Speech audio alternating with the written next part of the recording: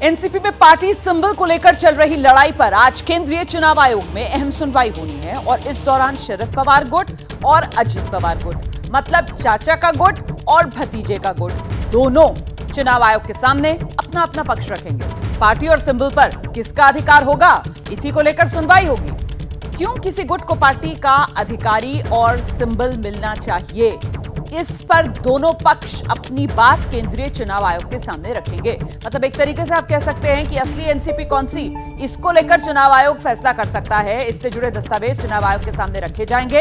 हालांकि अभी तक दोनों ही पक्षों की तरफ से बार बार इस बात को दोहराया जाता है कि एनसीपी में कोई टूट नहीं हुई है, एनसीपी में हम ही हैं असली एनसीपी। लड़ाई बड़ी है। अब सवाल ये कि वो चुनावी सिंबल घड़ी वो किसकी है। 2 जुलाई को अजीत पवार की बगावत शिंदे सरकार में शामिल हो गए थे। अजीत पवार, आप जानते हैं, अजीत पवार शिंदे सरकार में डिप्टी सीएम बन गए और यहीं से आर पार चाचा और भतीजे के बीच इसी को चिट्ठी में अजीत ने किया 53 में से 40 विधायकों के समर्थन का दावा। शरद पवार गुट ने खुद को असली एनसीपी बताया था।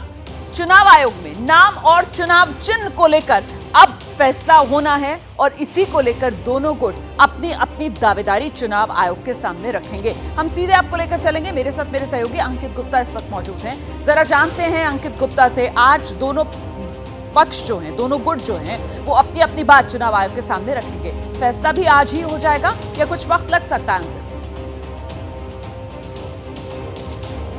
तो ना हम ये कह सकते हैं कि आज से एक तरह से औपचारिक तौर पर शुरुआत हो रही है, क्योंकि इससे पहले जब दोनों पक्ष चुनाव आयोग पहुंचे थे, चुनाव आयोग की तरफ से उनसे दस्तावेज देने को कहा गया था।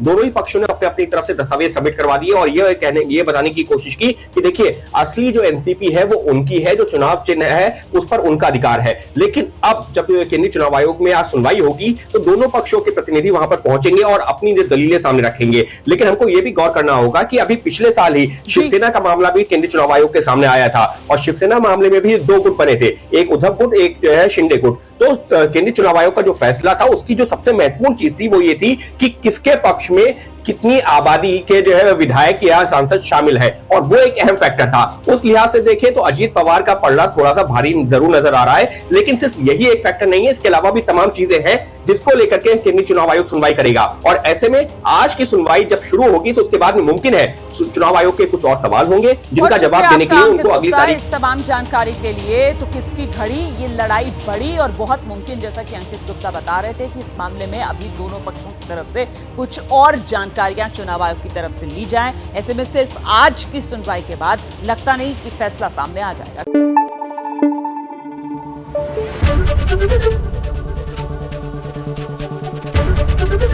एबीपी न्यूज आपको रखे आगे।